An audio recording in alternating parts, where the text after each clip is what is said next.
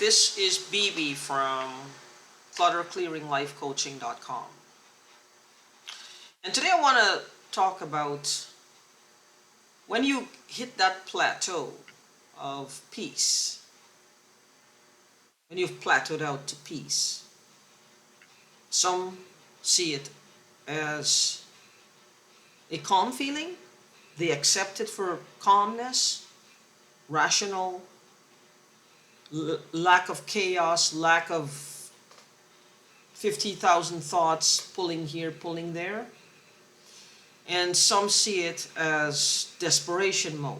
Now, when you hit that, or I should say plateau, let's call it a different word because plateau sounds like not a word that we should associate with feeling of peace. It's a feeling of calmness. Now, imagine you're going from 50,000 thoughts a day, most of them chaotic. If you have a lot of clutter, mental mind chatter, that's keeping you back and reasons why you shouldn't do what you want to do, feel what you want to feel, be with whom you want to be with, have the business you want, have the car you want, break away from something that's not healthy, break a habit that's not healthy, whatever it may be, you have all this negative support system, your own negative support system. Because sometimes we argue for our limitations. Well, most times we do.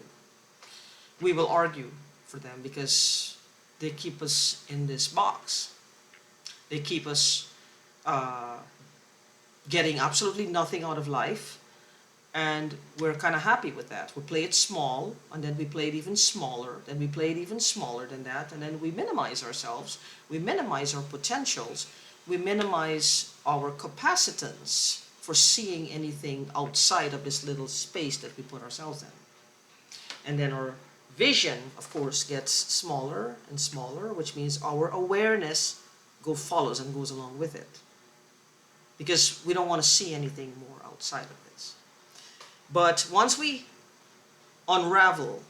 start unraveling, getting rid of the clutter, getting rid of all these 50,000 thoughts trying to keep us, it pretends it keeps us safe. You play it small, you won't get disappointed, you won't feel depressed, you won't be rejected, you will not be told no, you will not lose. Play it small, but playing it small is making you unhappy. Playing it small for anyone makes people unhappy. They don't admit it, but they paste a smile on. Well, nobody's going to tell them no, nobody's going to reject them, nobody's going to pass them over for somebody else, nobody's going to break up with them, nobody's going to cause them to get their feelings hurt. This is all about getting your feelings hurt in the end. It's all about getting your feelings hurt. It's like going to a bar, right? And you've heard this story many, many times. And there's a pretty girl, and there's a shy guy who, good guy. There's one that's not so nice, who's done this many, many times. Which one usually walks out with her? Not so nice guy. Because he's a little impervious to rejection. He just gets up, does what he does, while the other one is still hemming and hawing, wondering, should I, shouldn't I? Before he knows it, he looks up, the girl is gone. So that's, is he any less of a person than the other one? No, it's just the other one is just, well, he can handle the rejection because he really doesn't care. And this guy might find something about her. If she had gone out with him instead, you don't know where it would have ended. It would have been maybe something that would have lasted for a while. Probably a real relationship that's just, good for both of them. But holding ourselves, playing it small, we have all these fears. Fear kept him from, even if just chatting with the girl or the woman. So again, we play it small. So when we unravel from this and we get to that peace, that feeling of peace and calmness, feeling of rationality, what will happen, and I need you to pay keen attention to this, because we've been in an emotional chaotic state and a mental chaotic state for a while, for a long time, we're going to fight to hold on to that programming. We're going to fight to get back to that place. We're going to fight to get back to that state of being. We're going to fight to get back to that emotional level, because this is what we've done. That neuroplasty takes a while to adjust itself to that new consciousness of what is possible, and how much potential there is in the world, and how much potential you have and I have. We will fight to go back to that space of that feeling of where we bury ourselves, bury ourselves. It's safe here. No. Because we can start to let the emotional chatter, the chitter chatter, the jibber jabber, the nonsensical things take place of rationality, empowerment, achievements, wanting more, seeing what's out there, and taking affirmative action. So we allow the 50,000 thoughts to rule what we know to be true. We fool ourselves, lie to ourselves, well, we didn't want it anyway. And that's not true. Because underneath that, there's always that feeling. Underneath that, instead of feeling peace, what we have is a layer of frustration. It's just there, adding all the time. It's like a boiling sense of frustration, self-anger, self-hatred, self-annoyance. Because we know what we're doing. We don't like ourselves for doing it, but we're not doing anything to change it at the same time.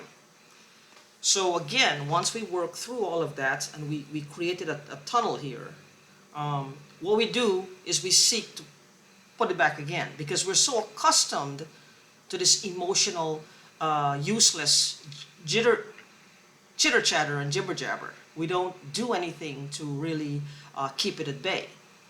It's just a matter of what's familiar, what you're accustomed to, what you're feeling. Instead, you just want to bring it back again. Like a circle of friends that are not real, you just want to bring them back again. Because they will fool you that they are useful to you, that they're the one thing, the lies that these useless thoughts, this fear, and these thoughts of not that's holding you back from living your full potential, your true potential, is that they're keeping you safe. No, they're not. They're not keeping you safe, because the truth is you're hurting anyway.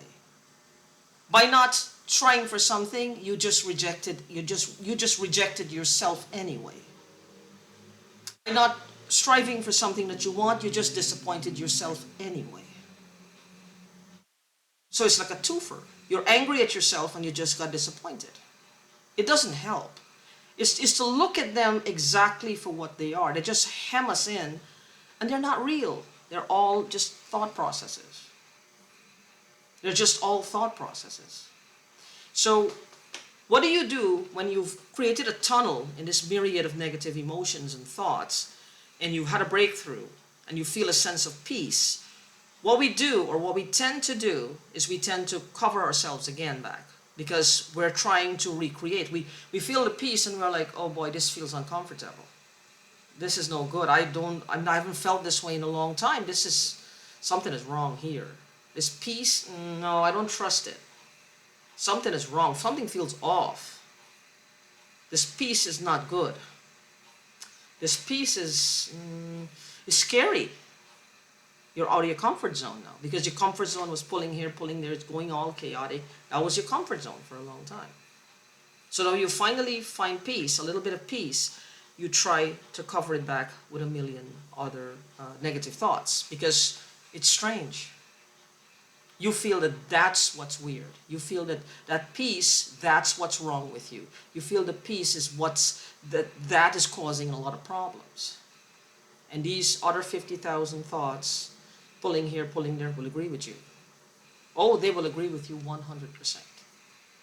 That's the problem.